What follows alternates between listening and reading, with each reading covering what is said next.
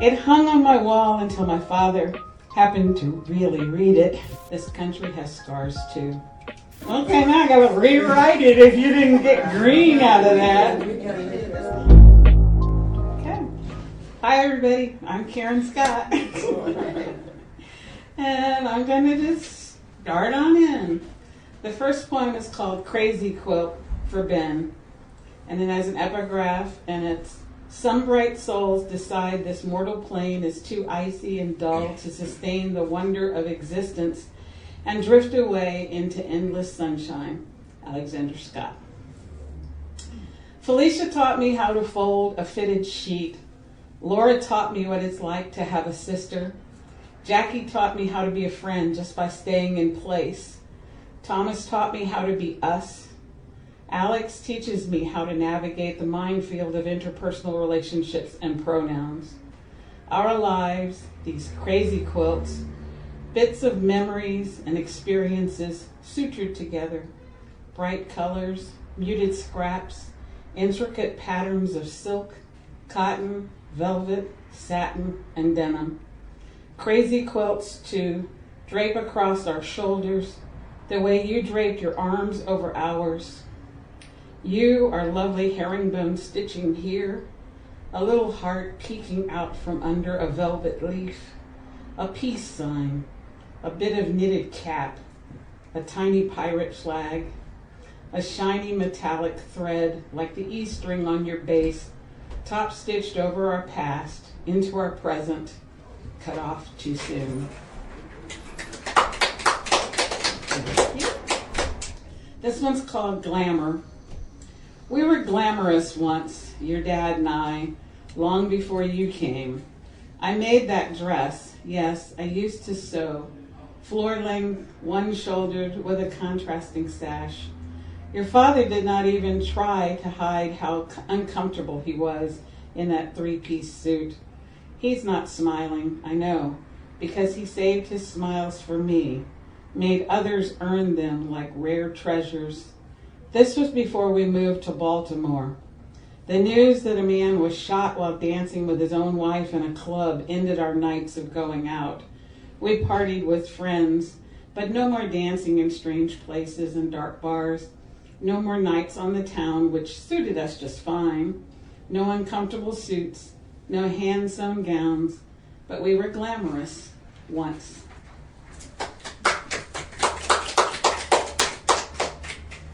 And this one is called A Spring Ride. The drive to pick up Trooper's food turns into a sunny day.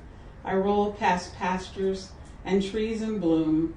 This trip feels different from meanderings I once took for relaxation. The past few years have scarred me.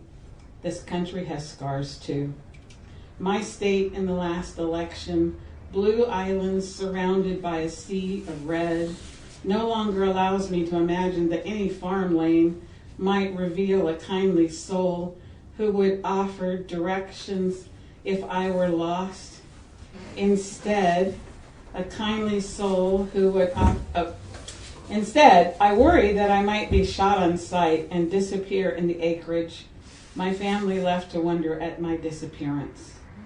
I envision unposted signs, warnings of sundown towns, read malevolence in every passing pickup truck.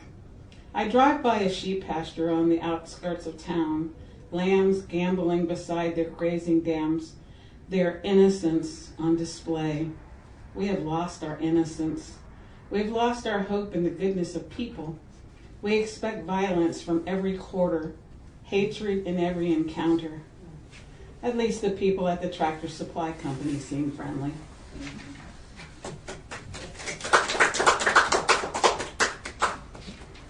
And this one was written to a prompt, and it was to talk about a color, but not use words for color. And this is called The Color Of. I always wanted eyes the color of Irish kilts and tartans, the hue of leaves in early spring, marking the path of an errant breeze with varied shades and intensities.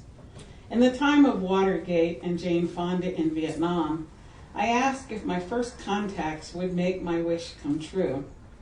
My optometrist smiled, explained that whatever color lenses I put on my eyes, they would remain the color of iced tea. I learned to tolerate the ordinary with only an occasional longing for eyes the color of the foliage of Leesburg Plantation's 100-year-old willow, or the bamboo forest where shadows conceal the tiger's blazing glare, of katydids and praying mantises at my front door, reflected in the eyes of the marmalade cat purring in my lap. And the color is? Iced tea. No, green. Okay, now I gotta rewrite it if you didn't get green out of that. Okay. This one was also from a prompt. Sue Flatt did a poetry afternoon, and one of the exercises was pick a line and leave a line, and so there were Post-it notes. And so the line for this one was the last time. The last time she headed to sleep in the other bedroom, she bypassed it entirely, went down the stairs, out the door, and disappeared from his life. She left behind her clothes, her jewelry, the house, her life with him, leaving everything behind, desperate not to wake up to him in the morning. Would he have done anything differently, changed his behaviors, adjusted his reactions if he had known she was leaving? Or was he just happy she was gone?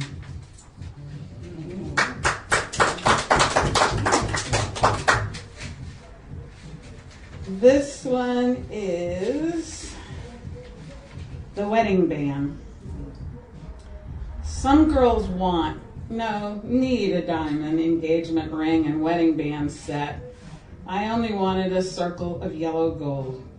I wore that ring 16 years from the day of our wedding until a year after he was gone. When I removed it and put the band away, it was no longer round but oval. The impression on my finger, deeper than the line on the finger of a faithless spouse, it took another 6 months to disappear. I had shaped that ring, and it, in turn, had shaped me.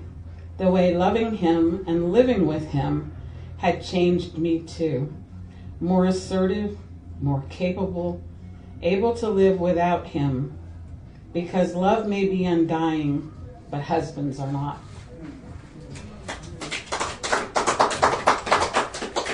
Okay.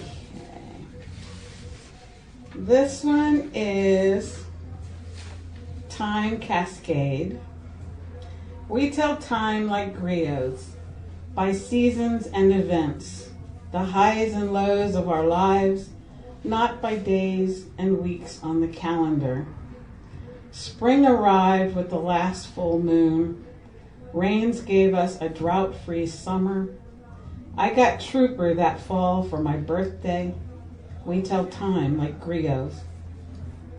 Remember the year of the Xenia tornado? Or when spring break started with 13 inches of snow? Hurricane Ike's strong winds, memories sharpened by seasons and events. It happened the year Alex was born, or the year Thomas died, 30 years that have passed since Daddy did, 10 since my mother became my child, redefined the highs and lows of our lives. I remember when Mount Pinatubo erupted. JFK was assassinated while we were in the Philippines.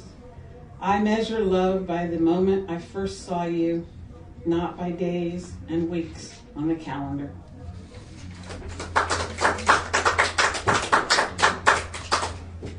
And this next one is an ekphrastic one. Sayuli introduced me to the idea of using Atlas Obscura for ekphrastic prompts. And this one is Highgate Cemetery. They came with the morning fog, figures drifting out of the gray. The widow, supported by her brother, comforted by her mother, propped up when she only wanted to curl up in a ball or throw herself into the grave, to be interred with the only man she had ever loved. The wake seemed to go on forever. A stream of well-wishers, murmured consolation and sympathies washed over her, but she was numb. Someone shoved a glass of wine in her hand. It tasted of ashes and gall.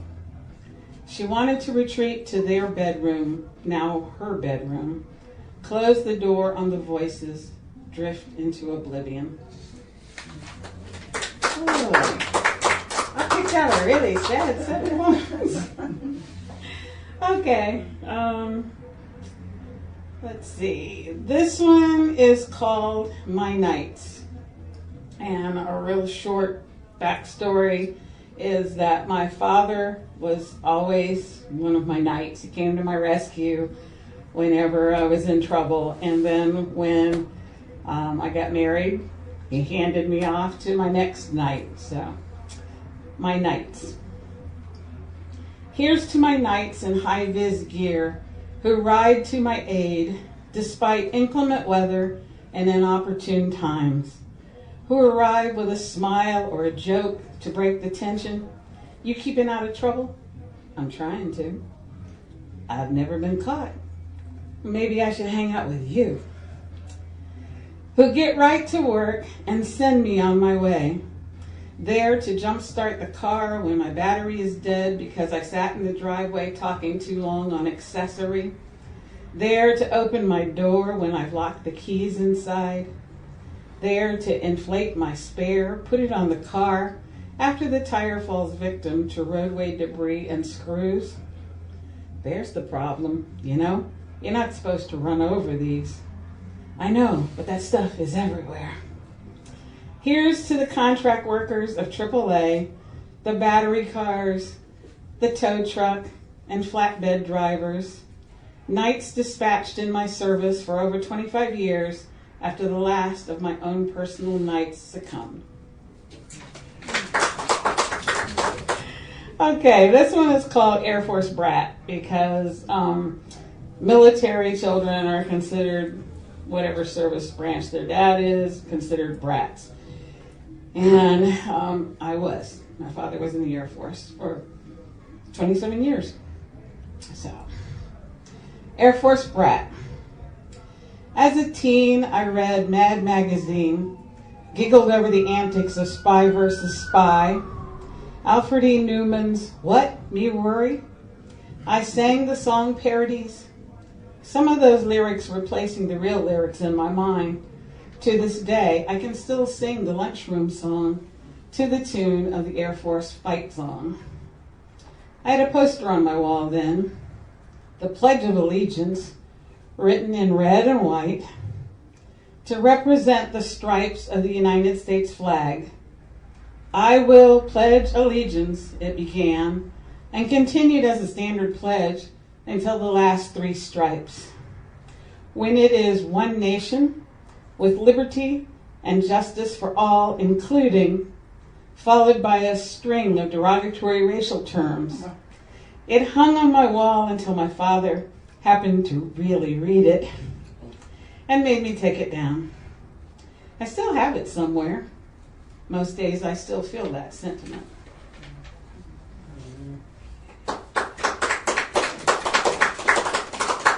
And this one's at least uplifting, if not funny. So this is called A Poet's Prescription for Addiction.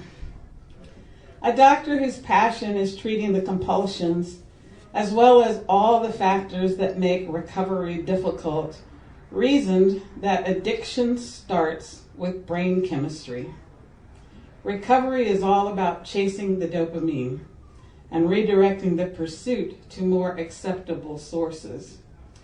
The inhale of breath and lifting your face to the sun, staring at the rise of a supermoon on a cloud-free night, dopamine. Smiling at the sight of a sleeping babe in arms, or chuckling at a child's giggle fit, dopamine. Watching the antics of squirrels in the yard, sighting a bird you rarely see, dopamine. I used to journal these hits. I called them life savers. All right. Thank you.